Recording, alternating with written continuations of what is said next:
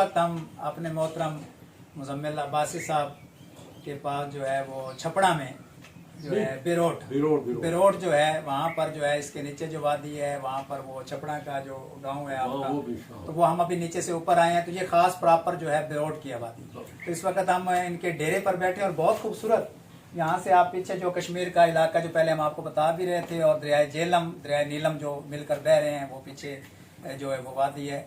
तो सर आपका बहुत शुक्रिया सर, अल्लाह आपको इज्जत दे, आपने इज्जत अफजाई की। मैं तो ये चाह रहा हूँ कि अगर आपके पास टाइम हो, कोई जल्दी ना हो, तो शाम का खाना मेरे साथ जज़ाकल्लाह जी, अल्लाह ताला फिर वादा करेंगे कि किसी चक्कर लगाऊंगा जी। इंशाल्लाह इंशाल्लाह इंशाल्लाह। नहीं बेशक आप अपनी फैमिली को लेके आए। बस हमें थोड़ा सा अपना इस अपने बिरोट के इलाके की थोड़ी सी मुख्तसर सी हमें हिस्ट्री बता दें ताकि हम इसको अपने जहान उर्दू की नजर करें जी। जहान उर्दू हमारा यूट्यूब का चैनल है जी, तो उसमें इंशाल्लाह ये है कि हमारा बिरोट जो है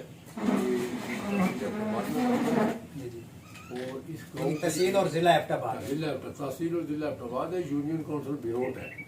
और ये यूनियन काउंसिल हमारी जो है इसकी आबादी तकरीबन 30-35 हज़ार इसकी आबादी है बिरोट की। तो बिरोट जो है ये तहसील मेरी जो पंजाब में है उसके बिल्कुल बॉर्डर पर ये इलाका है। और अपना यहाँ से एक हाईवे जो हमारी गुजर रही है जो पिंडी से आती है जी जी, वो सीधी मुजफ्फराबाद को टच करती है ऐसे। तो यहाँ ये है कि पहले तो यहाँ हमारा जो एरिया था इसमें सेब के बड़े बड़े बागात थे आज से 30-40 साल पहले। लेकिन वक्त गुजरने के साथ लोगों ने वो शौक वगैरह छोड़ दिया। तो यहाँ ये है कि जो आपने में से मुख्तलिफ देखे कि सिलवरी वगैरह जो लोगों की है बड़ी अच्छी अच्छी ज़मीनें हैं। पहले यहाँ गंदम और चावल तो नहीं, अलबत्ता मकई की काश्त होती थी। लेकिन लोगों ने आजकल वो चूँकि ज़्यादा लोग फ़ॉरेन कारोबार या बिजनेस कर रहे हैं इसलिए उन्होंने वही सिलसिला छोड़ दिया। और एजुकेशन में हमारे यहाँ बिरोट में बच्चों का कॉलेज भी है, बच्चों का भी कॉलेज है यहाँ इसमें। तो हमारा भी क्योंकि मोहतरम ये एक तालीमी चैनल है और माशाल्लाह मुजम्मिल अब्बासी साहब खुद नेशनल बैंक से वाइस प्रेसिडेंट रिटायर हुए हैं। तो तालीम के हवाले से आप बात करने लगे, तो तालीम का रेशो यहाँ पे आप क्या समझते हैं और इसका मुस्तकबिल क्या समझते हैं कि हमारे आने वाली नस्ल का तालीमी हवाले से क्या मुस्तकबिल है? तालीमी हवाले से हमारे इस इलाके में बेशुमार PhD लोग हैं जो फॉरेन से पढ़ कर आए। तो MBA जो है हमारे गांव में यूनियन काउंसिल में मेरे ख्याल में 50 और 100 के दरमियान MBA मौजूद होंगे। मुख्तलिफ डिपार्टमेंट में वो नौकरी भी कर रहे हैं, फॉरेन में भी बहुत लोग हैं। और यहाँ मेरे हिसाब में जो एजुकेशन का रेशो है वो तकरीबन 90% होगा। तो बहुत अच्छा 90 हमारे गांव में जो है ना, दूर दराज जो एरिया हो सकता है वो ज़रा कम हो चुके स्कूल वाले, लेकिन यहाँ इतनी सहूलतें मौजूद है कि ये देखें पास से रोड गुजर रही है, मेन रोड पास और गाड़ियाँ जा रही है, लोग कोई इस किस्म का मतलब बच्चों का उस अदारे में जाने के लिए कोई प्रॉब्लम नहीं है। ज़्यादा से ज़्यादा किसी को 1 किलोमीटर या ये समझ लें कि 500 गज के फासले से उसका गाड़ी पर बैठ कर आना होता है। स्कूल जितने भी रोड पर मौजूद है। ये तो बड़ी खुशाइन बात है जो आप रेशो बता रहे हैं, ये तो बहुत बड़ा रेशो है। तो मैंने हमारा जो है मैंने 65 में मैट्रिक किया है। तो उस दौर में यहाँ से हम पैदल जाते थे, वो Osian government high school Osian या मेरी में यहाँ से ओसिया आगे देवल से आगे ओसिया है, वहाँ पढ़ने के लिए पैदल जाते थे।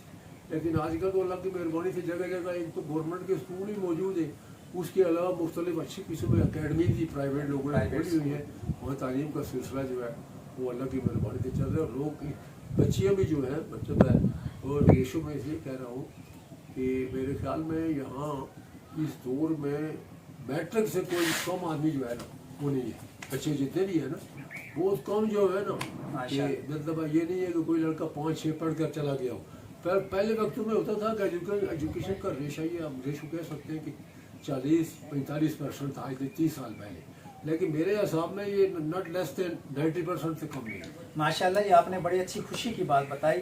तो आप मुस्तकबिल के हवाले से क्या पैगाम देना चाहेंगे? मकसद है कि हमारे जाने उर्दू के ज़रिए लोगों तक क्या पैगाम पहुंचाना चाहते हैं कि तालीमी हवाले से और तालीम की अफादियत के हवाले से कि मुस्तकबिल और हमारी नई नस्ल के लिए।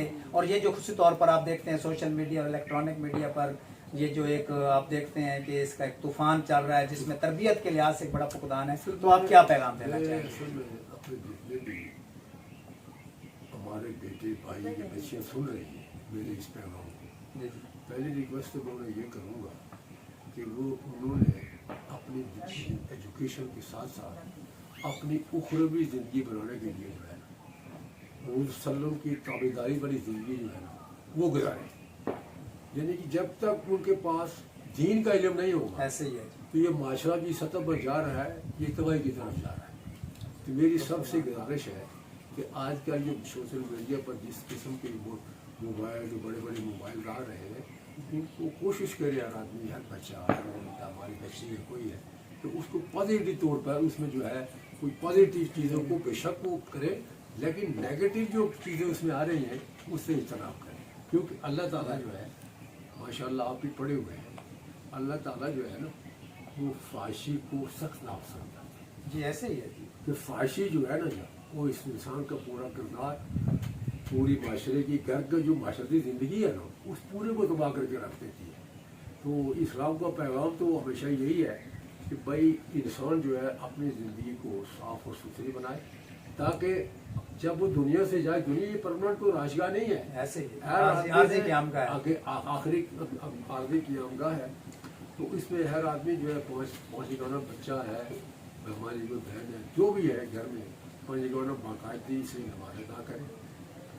اور بچیاں جو گھروں میں عورتیں جو ہیں وہ پڑھنے کا بھی خصوصی انتظام کریں ماشاء اللہ. اور دنیا اور ہر آدمی جو ہے اپنے بچوں کی تعلیم کی نگرانی کرے اور کوشش کرے کہ ان کو اچھی سے اچھی تعلیم دی جائے اور ان کے ساتھ ان کی جو باقی جو معاشرتی زندگی ہے اس ان کا بھی خیال کرے تاکہ ان کی زندگی جو ہے وہ اچھی طور پر گزرے.